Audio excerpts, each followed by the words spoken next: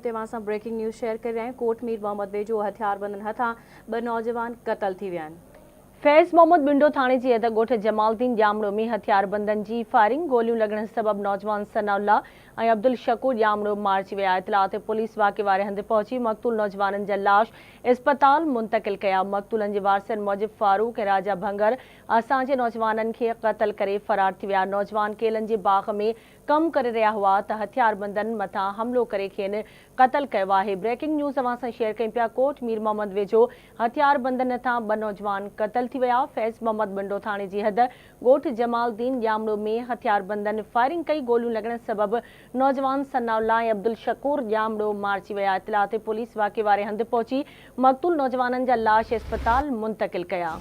मक़तूलन जे वारसन मूजिब फारूक ऐं राजा भंगर असांजे नौजवानन खे क़तल करे फरार थी विया आहिनि। नौजवान केलन जे बाग में कम करे रहा हुआ त हथियार बंदन मथा हमलो करे खेनि क़तल कयो आहे।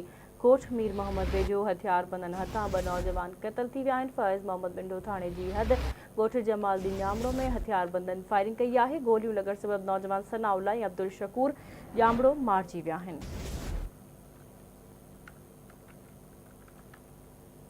ब्रेकिंग न्यूज़ अवां सां शेयर कयूं पिया। कोट मीर मोहम्मद वेझो हथियार बंदन हथां 2 नौजवान क़तल थी विया। फैज़ मोहम्मद बिंडो थाने जी हद गोठ जमालुद्दीन जामड़ो में हथियार बंदन जी फायरिंग जंहिंमें गोलियों लगण सबब नौजवान सनाउल्ला ऐं अब्दुल शकूर जामड़ो मारिजी विया। इतला ते पुलिस वाक़े वारे हंध पहुंची मक़तूल नौजवानन जा लाश अस्पताल मुंतकिल कया। मक़तूलन जे वारसन मूजिब फारूक ऐं राजा भंगर असांजे नौजवानन खे क़तल करे फरार थी विया आहिनि। नौजवान केलन जे बाग में कम करे रहा हुआ त हथियार बंदन मथा हमलो करे खेनि क़तल कयो आहे।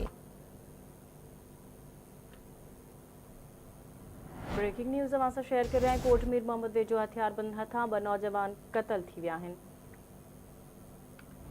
तफ़सील मालूम कंदासीं। असां लाइन ते मौजूद आहे अब्दुल रहीम अब्बासी। जी अब्दुल रहीम, छा तफ़सील आहिनि इन हवाले सां आगाह कजो।